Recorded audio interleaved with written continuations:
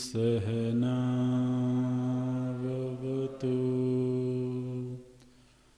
सहनौ भुनक्तु सह वीर्यं करवावहै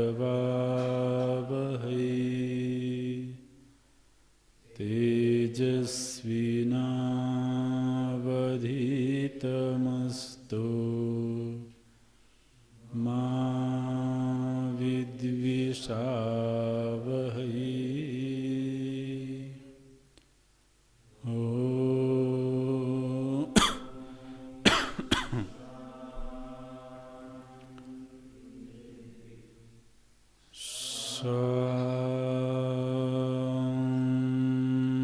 शान्तिः शान्तिः।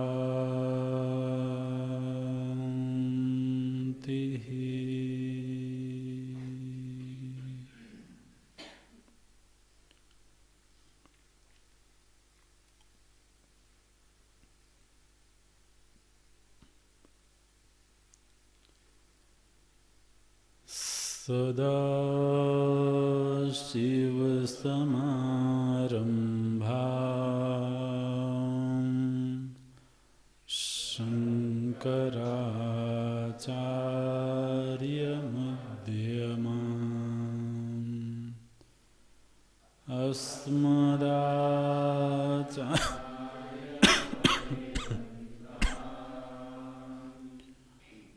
वन्दे गुरुपरम्पराम्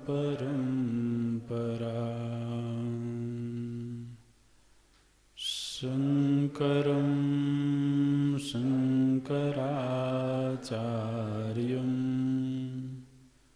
केशवं वादरायणं सूत्रभाष्यकृतो वन्दे भगवन्तौ पुनः पुनः भगवन्तौ पुनः पुनः। अखण्डं सच्चिदानन्दम्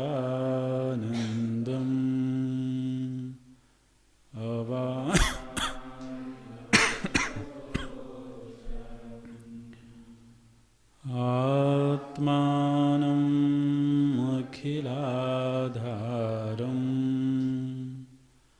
आश्रयेऽभीष्टसिद्धये अर्थतोऽप्यद्वयानन्दान् अतीतद्वैतभानतः गुरूणाराध्य वेदान्त सार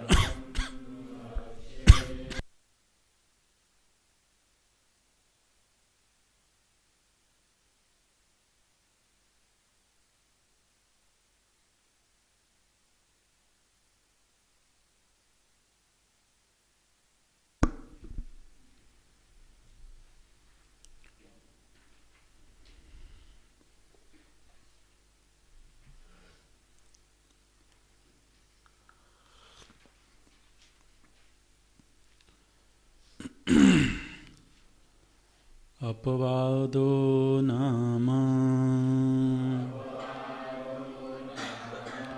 रज्जुविवर्तस्य सर्पस्य रज्जुमातृत्ववत् वस्तुविवर्तस्य अवस्तुनः अज्ञानादेः प्रपञ्चस्य वस्तुमात्रत्वं तदुक्तं सतत्वतः अन्यथा प्रथा विकारः इति उदीरितः अतत्त्वतः अन्यथा प्रथा विवर्तः इति उदाहृतः इति तथा हि एतद्भोगायतनं चतुर्विध सकलस्थूलशरीरजातम् एतद्भोग्यरूप अन्नपानादिकम् एतदायतनभूत भूः आदि चतुर्दश भुवनानि एतदायतनभूत ब्रह्माण्डं ब्रह्माण्डं च एतत्सर्वम् एतेषां कारणरूपम् पञ्चीकृतभूतमात्रं भवति एतानि शब्दादिविषयसहितानि पञ्चीकृतानि भूतानि सूक्ष्मशरीरजातं च एतत्सर्वम् एतेषां कारणरूप अपञ्चीकृतभूतमात्रं भवति एतानि सत्त्वादिगुणसहितानि अपञ्चीकृतानि उत्पत्तिव्युत्क्रमेण एतत्कारणभूत अज्ञानोपहितचैतन्यमात्रं भवति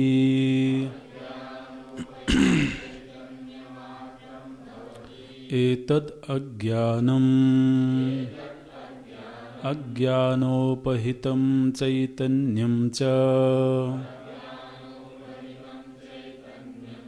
ईश्वरादिकम् एतदाधारभूत अनुपहितचैतन्यरूपम् तुरीयम् ब्रह्ममात्रं भवति तुरीयं ब्रह्ममात्रं भवति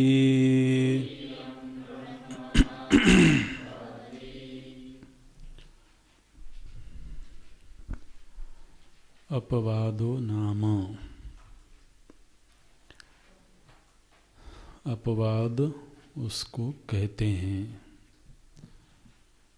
किसको कहते हैं? बोले प्रपंचस्य वस्तुमात्रत्वम्, जो अवस्तु रूप अज्ञानादि प्रपंच है उसका वस्तु मात्र रह जाना अपवाद है।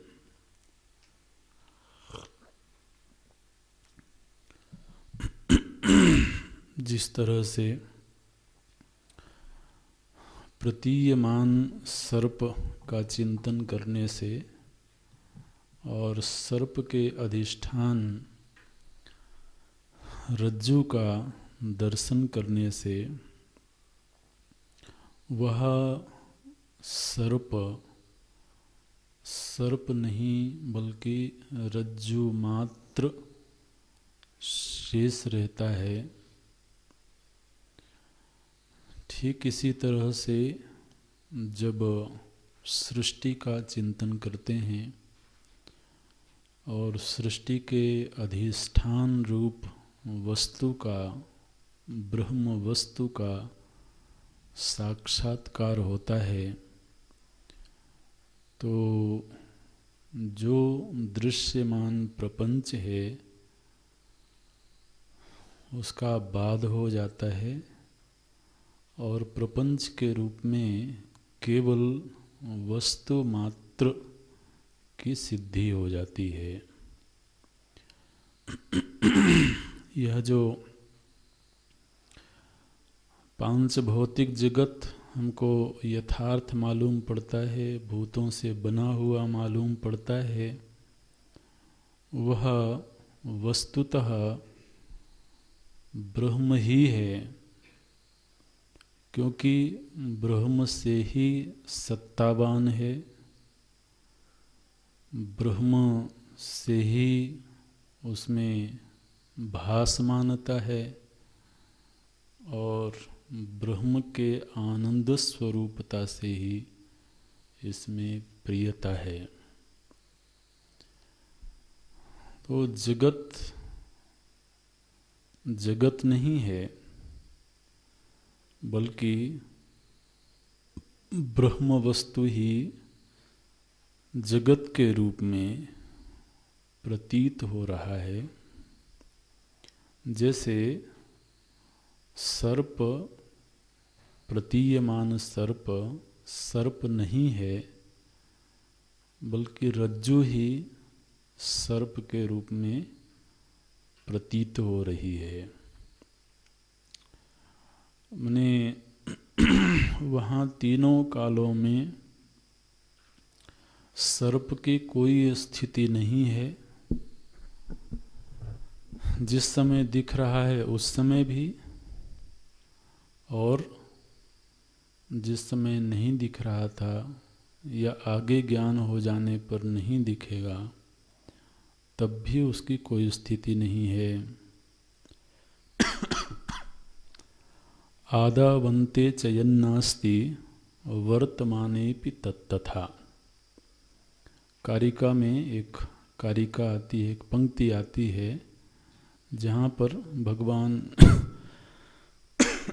गौड़पादाचार्य बोलते हैं, जो वस्तु उत्पत्ति से पूर्व अभाव रूप थी और नष्ट हो जाने के बाद भी अभाव रूप हो जाएगी, वो वास्तव में वर्तमान में भी अभाव रूप ही है। आदौ अन्ते च यन्नास्ति वर्तमानेपि तत्तथा। जो उत्पत्ति से पूर्व नहीं था, नष्ट हो जाने के अनंतर नहीं रहेगा, वर्तमान में चाहे भले वह दिख रहा हो लेकिन वह है नहीं। एक बहुत बड़ा वक्तव्य है, धीरे धीरे करके बहुत आगे जाने पर ये सिद्धांत समझ में आने लगते हैं। तो जिस समय सर्प की प्रतीति हो रही है, जिस समय सर्प का दर्शन हो रहा है, उस समय भी सर्प वहाँ नहीं है। ठीक इसी तरह से वस्तु रूप ब्रह्म में यह जो प्रतीयमान जगत है वह जिस समय प्रतीत हो रहा है उस समय भी वस्तुतः है नहीं, वस्तु केवल ब्रह्म है। ऐसा निश्चय हो जाना चिंतन से,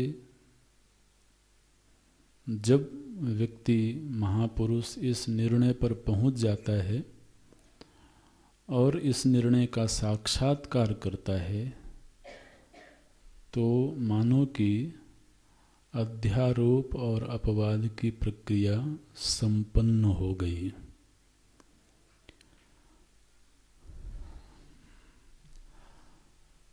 तो अज्ञानादेहे प्रपंचस्य वस्तुमात्रत्वम, जो अज्ञान आदि समूचा प्रपंच है, अज्ञान से लेकर के स्थूल जगत तक जितना प्रपंच है वह वस्तु मात्र है, ब्रह्म मात्र है। केवल वस्तु कहने से शायद आपको उतना स्पष्ट ना हो, वस्तु की परिभाषा हालांकि पहले कर चुके हैं, इसलिए उसमें कोई दिक्कत नहीं होनी चाहिए। वस्तु मात्रम, वस्तु माने ब्रह्म। तो यह जो अज्ञानादि समूचा प्रपंच है, यह क्या है? बोले ब्रह्म ही है।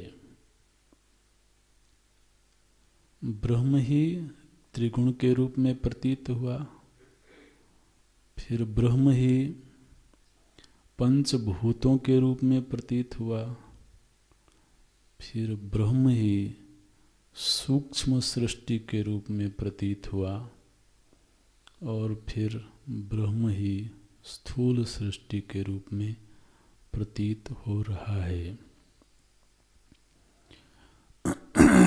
तो अलग अलग रूपों में ये प्रतीतियां हैं। जैसे अंधेरे में पड़ी हुई रस्सी किसी को सर्प के रूप में प्रतीत हो सकती है, किसी को भूछिद्र के रूप में प्रतीत हो सकती है।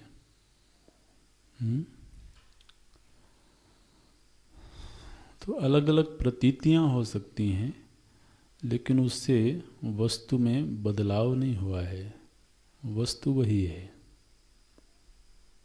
इसी तरह से वस्तु यहाँ केवल और केवल ब्रह्म है। उसकी प्रतीति भिन्न भिन्न प्रकार से हो सकती है। इसके लिए जो अनुभूत दृष्टांत, वैसे तो रज्जु सर्प का है, ये बहुत गंभीर दृष्टांत है। आपको चाहे भले सरल लगता हो, लेकिन इस दृष्टांत के बहुत सारे आयाम हैं, इसमें बहुत गंभीरता है। लेकिन आप साथ में स्वप्न का दृष्टांत भी तो विचार के लिए ले सकते हैं। तो जो स्वप्न का जगत है, वहाँ सिवाय अंतःकरण के, सिवाय मन के कुछ भी नहीं है। चाहे वहाँ मित्र का दर्शन हुआ हो, चाहे वहाँ किसी स्थान विशेष का दर्शन हुआ हो, चाहे वहाँ स्वयं का दर्शन हुआ हो, भान हुआ हो, लेकिन वो जितने तरह के विविध प्रपंच वहाँ दिखे, विविध तरह के लोग दिखे, वहाँ केवल और केवल मन ही था। मन ही अलग अलग रूपों में दिखा, अलग अलग रूपों में प्रतीत हुआ। मन से पृथक वहाँ कुछ भी नहीं था।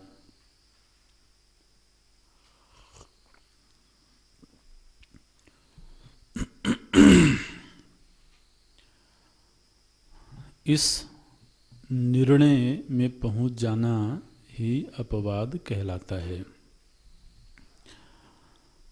अब साधक के मन में एक प्रश्न उठा कि महाराज, हमने ऐसा पढ़ा है पूर्व के ग्रंथों में कि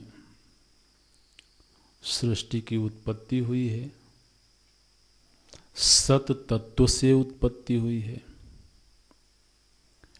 जिस समय सृष्टि प्रलय की स्थिति में थी, उस समय मान लिया कि केवल सत्य ही था, केवल ब्रह्म ही था। लेकिन प्रलय के बाद जब सृष्टि का उद्भव हुआ, सृष्टि प्रकट हुई, तो सृष्टि तो ब्रह्म से भिन्न मालूम पड़ती है। चलो हम ऐसा मान लेते हैं कि जब तक इसकी अभिव्यक्ति नहीं हुई थी, तब तक ब्रह्म मात्र था। लेकिन अब तो ऐसा नहीं लगता है। तो बोलते हैं कि ऐसा नहीं लगता, नहीं लगना कोई प्रमाण नहीं है। पहली बात तो ये है। क्या लगता है क्या नहीं लगता है उसकी कोई बहुत कीमत नहीं होती है। तो ये लगना प्रमाण की कोटि में नहीं आता है। लेकिन अगर तो आप ऐसा मानते हैं कि सृष्टि कार्य है, माने सृष्टि की उत्पत्ति हुई है, तो निश्चित रूप से इसका कोई कारण होगा। बोले हाँ, ऐसा मानने में तो कोई दिक्कत नहीं है। सृष्टि कार्य है और इसका कोई कारण है, ठीक है।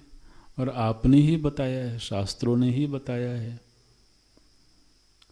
कि मूल कारण ब्रह्म है, सत तत्व है। उसी में त्रिगुणों की स्फुरणा हुई और फिर त्रिगुणात्मक माया से या त्रिगुणात्मक अज्ञान से आकाश आदि तन्मात्र महाभूतों की उत्पत्ति हुई। महाभूतों से सूक्ष्म जगत और फिर स्थूल जगत की उत्पत्ति हुई। तो यहाँ उत्पत्ति क्रम में तो कार्य कारण दिखाई देता है। तो बोले ये ठीक है, ये जो कार्य कारण का संबंध है इसके विषय में थोड़ा विचार करना चाहिए।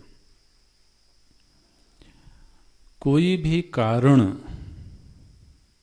अब ये सारे शब्द आपके परिचित हैं इसलिए इनकी ज़्यादा व्याख्या नहीं करेंगे।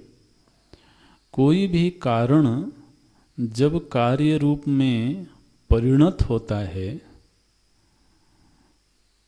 तो उस कारण में कोई विकार होता है कि नहीं होता है।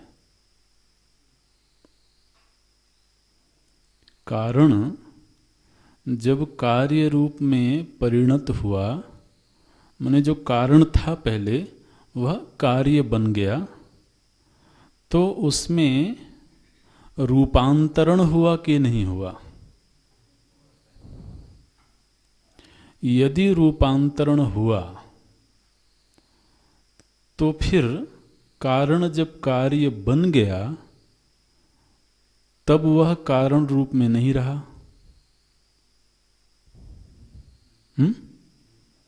क्योंकि अब वह रूपांतरित होकर के कार्य बन गया। ये तो समझ में आ रहा है, बिल्कुल स्पष्ट है, हम सभी के अनुभव की बात है। दूध दही के रूप में परिणत हुआ, तो दूध कारण है और दही कार्य है। तो दूध जब विकृत हुआ, रूपांतरित हुआ, तब दही बना। तो अब जब दूध दही के रूप में परिणत हो गया तो इस समय पर अब दूध नहीं है, ठीक है। इस समय क्या है, बोले दही है। हर जगह यही दिखाई देता है कार्य कारण संबंध में। बोले हाँ, बात तो सही है। अब सृष्टि की उत्पत्ति से पूर्व एकमात्र सत तत्व था, तो सृष्टि का कारण उसी को कहना होगा, क्योंकि कारण ही कहते हैं जो अवश्य पूर्वभावी हो। कार्य की उत्पत्ति से पूर्व जो नियत हो, अवश्य जिसका होना सिद्ध हो, उसी को कारण कहते हैं। तो सृष्टि से पहले क्या था, बोले सत तत्व था। अच्छा, अब हमने जगह जगह पर यह नियम देखा कि कारण जब कार्य रूप में परिणत होता है तो वह रूपांतरित हो जाता है और फिर वह उस रूप में नहीं रहता है जिस रूप में पहले था। दूध जिस रूप में पहले था, दही बन जाने पर वह दूध के रूप में नहीं रहा। बोले हाँ, बात तो सही है। अब जरा इन दृष्टांतों को आप यहां लगाइए। सत तत्व कारण है वह सृष्टि के रूप में परिणत हुआ। अगर आप ऐसा कहते हैं, बोले महाराज हम किधर कहते हैं, आपने ही कहा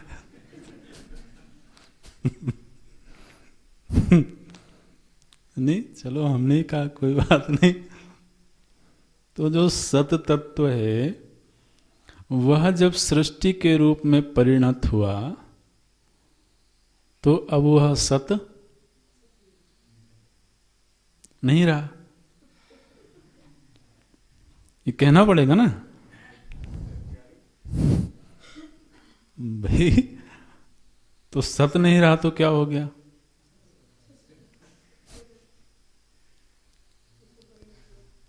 भाई सत अगर रूपांतरित होगा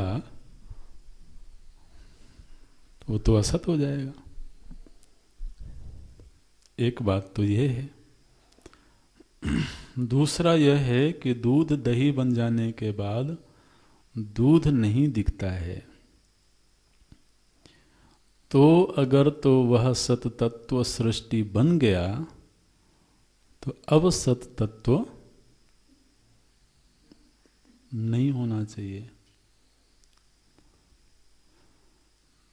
तो सृष्टि को असत रूप दिखना चाहिए। सत तो रूपांतरित हो गया ना। तो महाराज वो जो सत है वो मर गया। अब यह वक्तव्य अपने आप में विरोधाभासी है। सत बोलते ही उसको हैं जो तीनों कालों में एक जैसा रहे, तीनों कालों में रहे और एक जैसा रहे।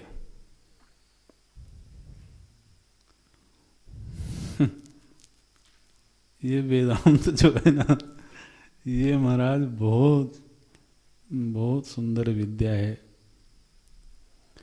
तो सत अगर तीनों कालों में एक जैसा है, इसका मतलब है कि वह रूपांतरित नहीं हो सकता है, नहीं हुआ है। तो फिर सृष्टि को क्या कहेंगे? बोले कुछ हुए बिना ही इतना झमेला दिख रहा है। देखिए ये बहुत सुंदर आगे की पंक्तियां हैं। विकार और विवर्त ये दो महत्व के शब्द हैं, तो ये वेदांत में काम आएंगे, इसलिए इनको समझ लेना है। एक तो होता है विकार और एक होता है विवर्त। जब कारण रूपांतरित हो करके, इसको पहले समझ लें फिर लिख लेना। विकार और विवर्त ये दोनों पृथक पृथक शब्द हैं। विकार का अर्थ आप पता नहीं लोक भाषा में विकार का जो भी अर्थ करते हो, लेकिन शास्त्र सम्मत अर्थ का ध्यान करें। विकार उसको बोलते हैं जब कारण रूपांतरित होकर के कार्य बन जाए। जैसे दूध रूपांतरित होकर के दही बन गया, तो जो दही है वो दूध का विकार है। विकार मतलब आप दोष के अर्थ में मत लेना, है ना। विकार का अर्थ है कार्य, रूपांतरित होकर के नए रूप में प्रस्तुत कर देना। देखिए क्या पंक्ति बोलते हैं।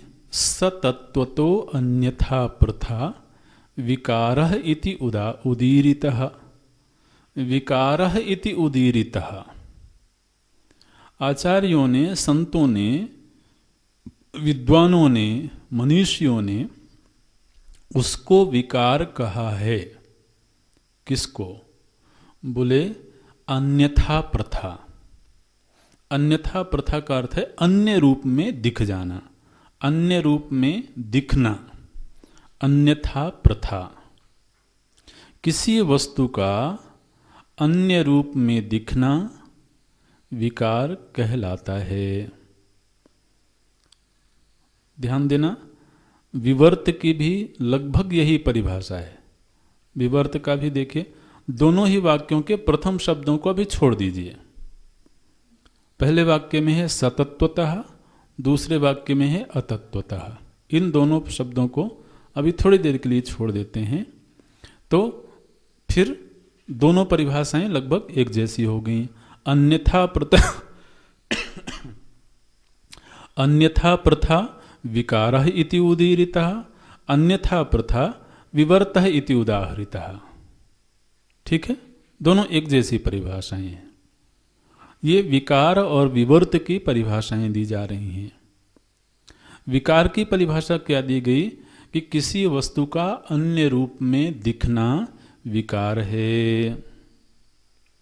विवर्त क्या है, उसकी भी वही परिभाषा दी गई, किसी वस्तु का अन्य रूप में दिखना, अन्यथा प्रथा विवर्तः इति उदाहृतः। ऐसा कहा गया। उदीरितः उदारतः ये एक ही अर्थ के वाचक है, ऐसा कहा गया है, ऐसा आचार्यों ने कहा है। तो किसी वस्तु का अन्य रूप में दिखना विकार कहलाता है, किसी वस्तु का अन्य रूप में दिखना विवर्त कहलाता है। दोनों परिभाषा एक जैसी हैं। तो बोले कि फिर आप दो संज्ञाएं क्यों दे रहे हो, दो नाम क्यों दे रहे हो। अब प्रथम शब्द आएगा यहां पर। बोलते हैं किसी वस्तु का अन्य रूप में दिखना मूलतः परिवर्तित होकर के सतत्वतः, माने वह जो कारण था वह तत्वतः रूपांतरित हुआ। जैसे दूध जो कारण रूप है वो तत्वतः रूपांतरित हुआ, माने अब जो दूध का कैरेक्टर था वह कैरेक्टर नष्ट हो गया और वो दही के रूप में दिख गया। अन्यथा प्रथा, दूध का अन्यथा प्रथा हुआ, अन्य रूप में दिखा, लेकिन दूध अन्य रूप में दिखा तत्वतः परिवर्तित होकर के। उसमें जो उसके जो केमिकल जो उसके तत्व हैं उनमें रूपांतरण हुआ, उनमें परिवर्तन हुआ। तो बोलते हैं सतत्वतः अन्यथा प्रथा विकारः इति उदीरितः। जब कोई वस्तु तात्विक रूप से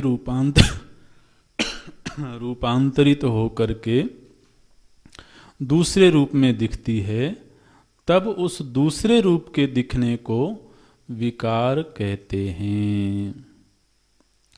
विकार की परिभाषा स्पष्ट हो गई। अच्छा, विवर्त किसको कहते हैं? बोले अतत्वतः, माने एक वस्तु अन्य रूप में दिखी लेकिन वस्तुतः उसमें कोई परिवर्तन हुए बिना। विकार के लिए दूध दही का दृष्टांत अच्छा है, और भी दृष्टांत आप ले सकते हैं। विवर्त के लिए रज्जु सर्प का दृष्टांत लें, तो जो रज्जु है वह सर्प के रूप में दिखी, अन्यथा प्रथा वहां भी हुआ।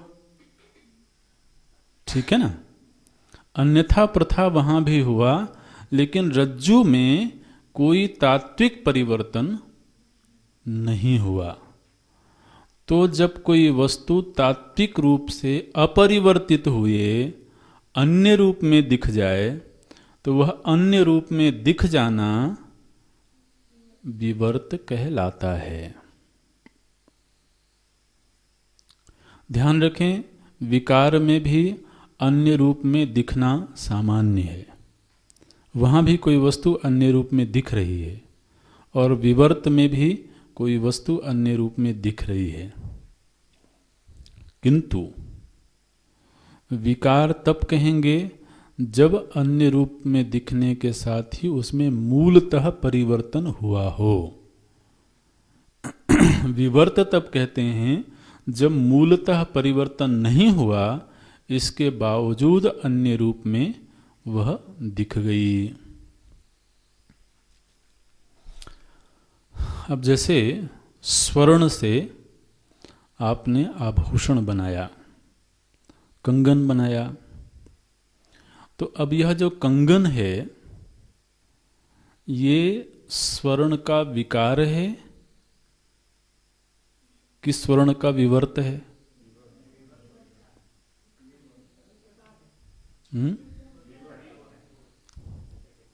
आप निर्णय करो भाई, बहुमत किस पक्ष में जा रहा है।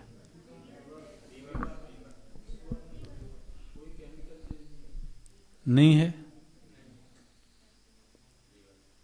स्वर्ण जब कंगन बना तो स्वर्ण के रूप में बदलाव हुआ, मतलब तात्विक बदलाव हुआ क्या? नहीं हुआ, केवल आकार ही ढला है।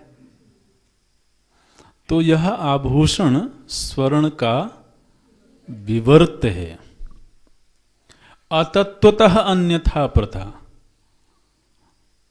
तत्व में बिना बदलाव हुए अन्य रूप में दिख गया,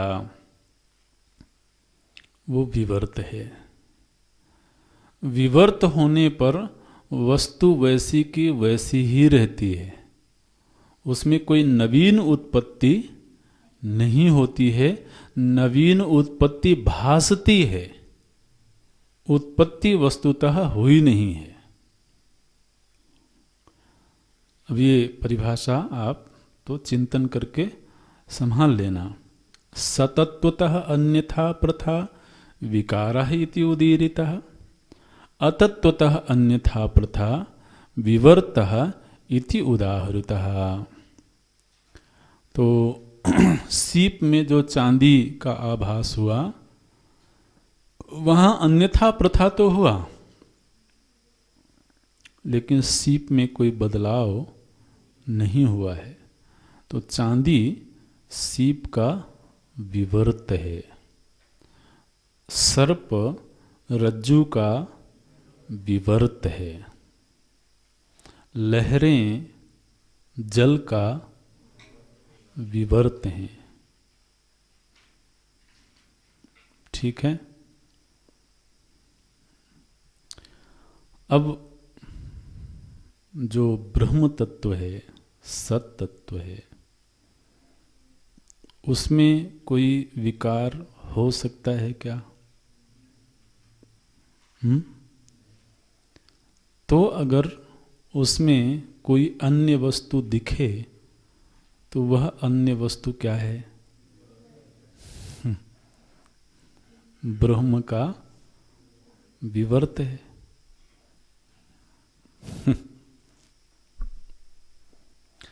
अतत्वतः अन्यथा प्रथा। अच्छा, आप बताइए, स्वप्न आपके मन का विकार है कि विवर्त है? विवर्त है। अगर तो मन स्वप्न के रूप में हाँ जी परिणत हो गया होता तो फिर अब दही ही होता, दूध तो नहीं होता। लेकिन भगवत कृपा से अभी भी आपका मन वही है जो सोने से पहले था। ठीक है। इतना कुछ दिखा, अन्यथा प्रथा हुआ, लेकिन सतत्वतः अन्यथा प्रथा नहीं हुआ। अतत्वतः अन्यथा प्रथा हुआ। तो जहां अतत्वतः अन्यथा प्रथा होता है वहां वो विवर्त कहलाता है। धागे से वस्त्र बना है, वस्त्र धागे का विवर्त है, विकार नहीं है। मिट्टी से घट बना है, घट क्या है? विवर्त है। जब श्रुति ने ये कहा कि सृष्टि से पूर्व केवल सत तत्व था, और सत का मतलब होता है जिसका तीनों काल में कोई परिवर्तन न हो सके, तो सृष्टि से वो उस सत से उत्पन्न हुई सृष्टि सिवाय विवर्त के और कुछ नहीं हो सकती है।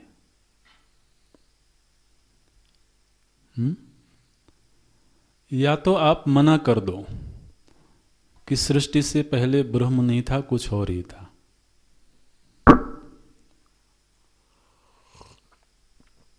ठीक है, मना कर देंगे तब तो फिर संगति लग जाएगी। वही तो बात है।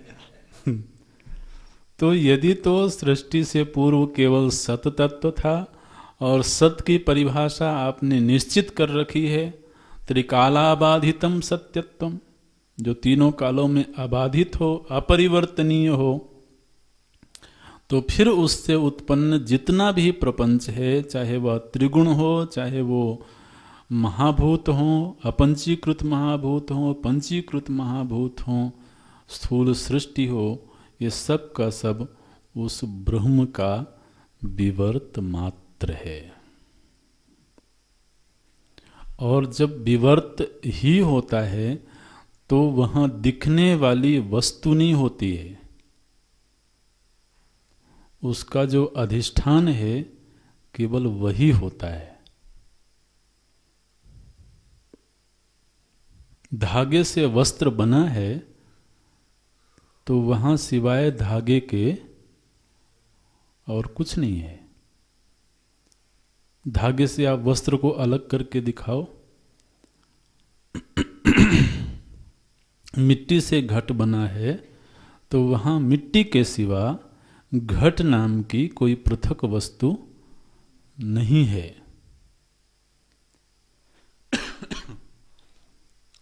तो इसमें दो तीन सिद्धांत अगर हमारे ध्यान में रहेंगे तो ये प्रसंग पकड़ में आ जाएगा। पहला तो यह कि सृष्टि ने बिल्कुल मुक्त कंठ ये उद्घोषणा की, श्रुति ने, वेद ने मुक्त कंठ घोषणा करी कि इस सृष्टि के उत्पत्ति से पूर्व केवल और केवल सत था। तो निश्चित रूप से सृष्टि का कारण सिवाय सत के और कुछ नहीं हो सकता है, क्योंकि जो पहले है वही तो कारण होगा ना। यदि सत के अलावा और भी कोई मटेरियल होता, और भी कोई धातु होती, तो हम मान लेते कि उस धातु में विकार हुआ और वह सृष्टि के रूप में परिणत हो गया, विकृत हो गया। लेकिन जब सृष्टि के पहले सिवाय सत के और कुछ था ही नहीं, और सत वह है जिसमें परिवर्तन हो नहीं सकता है, तो फिर सृष्टि का दिखना क्या है? सिवाय विवर्त के आप और कुछ कह नहीं सकते। ये चिंतन की ऐसी कसावट है दुनिया में कहीं देखने को नहीं मिलती है। आप कहो कि नहीं, सृष्टि का कारण महाभूत है, चलो मान लेते हैं, तो क्या महाभूत सृष्टि नहीं है? हम उसी का तो कारण खोज रहे हैं। सृष्टि ही सृष्टि का कारण होवे, ये तो कोई उत्तर नहीं हुआ। तो आप ये कहो कि नहीं महाभूत सृष्टि का कारण है। महाराज, सृष्टि जब सृष्टि शब्द बोला तो उसमें महाभूत भी आ गए, महाभूत की गणना भी हो गई है।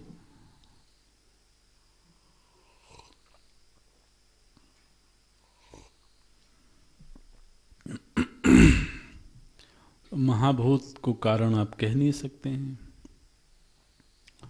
त्रिगुण को आप कारण कह नहीं सकते, क्योंकि त्रिगुण भी सृष्टि ही है। तो कारण तो उसको कहा जाए जो सृष्टि से पृथक होवे, और सृष्टि से पृथक माने जो कार्य रूप न होवे, क्योंकि कार्य को ही सृष्टि बोलते हैं। सृष्टि का जो भी कारण होगा वह कारण वही होगा जो स्वतः कार्य रूप न हो। ये वाक्य आप ध्यान में रख लेना, ये बहुत बड़ी बात है। इस पर दुनिया भर के दार्शनिकों के साथ में विचार हुआ है, चिंतन हुआ है। सृष्टि के मूल कारण के रूप में कोई ऐसी वस्तु अवश्य होनी चाहिए जो स्वयं कार्य रूप न होवे। कार्य रूप न होवे मतलब जो स्वयं उत्पन्न ना हुई हो।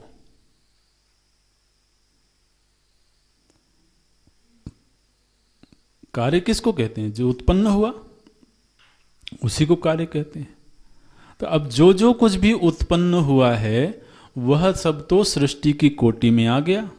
जब हमने सृष्टि शब्द बोला, जगत बोला, तो जगत शब्द के दायरे में वह सब कुछ आ गया जो उत्पन्न हुआ है या उत्पन्न हो सकता है। तो समस्त उत्पद्यमान वस्तुओं के मूल में कोई ऐसा तत्व होना चाहिए जो स्वयं उत्पन्न ना हुआ हो।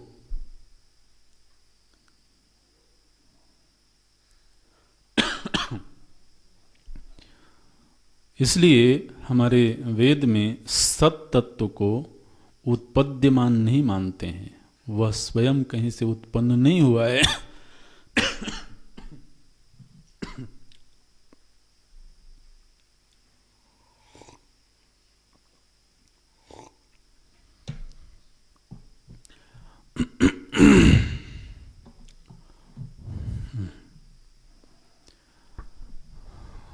जो चीज उत्पन्न नहीं होती है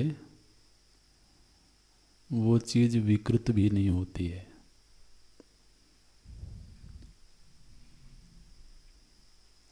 जो चीज उत्पन्न नहीं होती है वह विकृत भी नहीं होती है।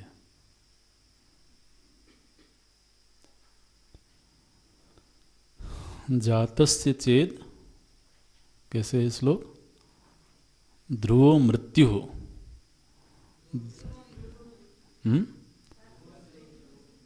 ध्रुवम जन्म मृतस्य च।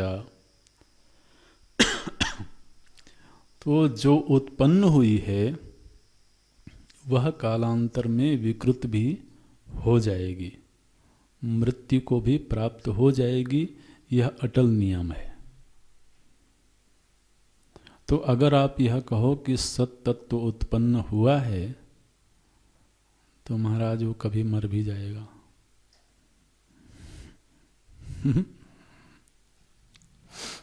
इसलिए सत जो उत्पन्न नहीं हुआ, जो अनादि सिद्ध है,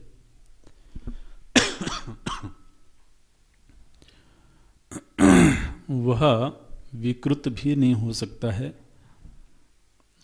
पता नहीं क्या हो रहा है।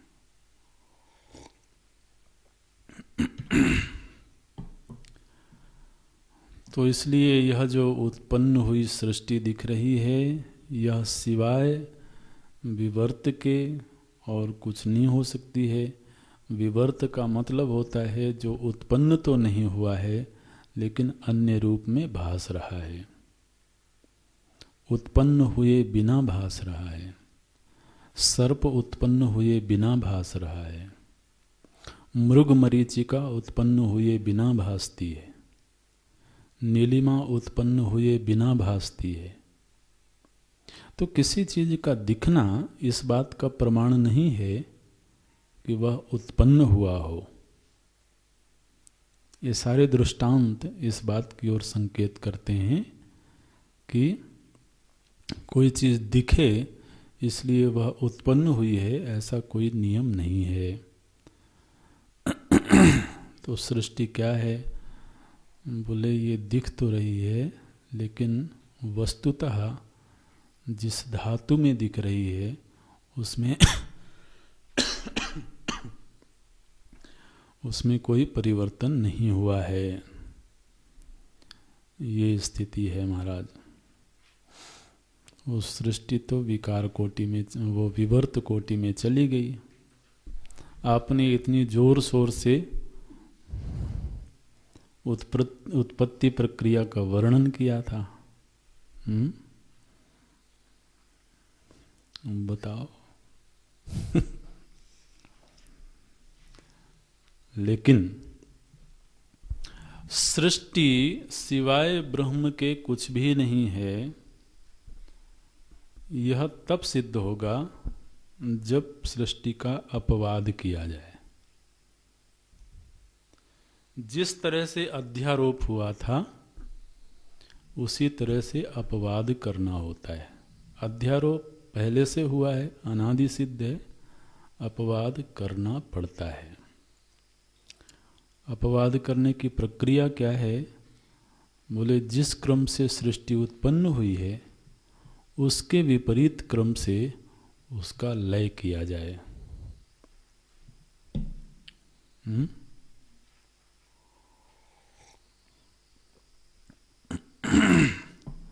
बोले महाराज हम लय कर सकते हैं?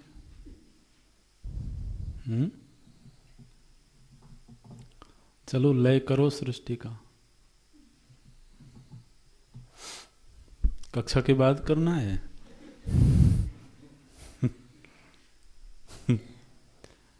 क्योंकि सृष्टि का लय कर देना ही अपवाद है।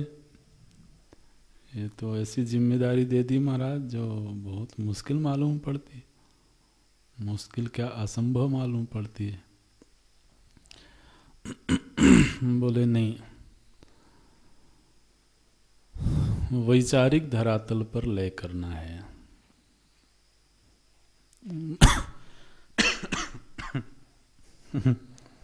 और रुकावट बन रहा है।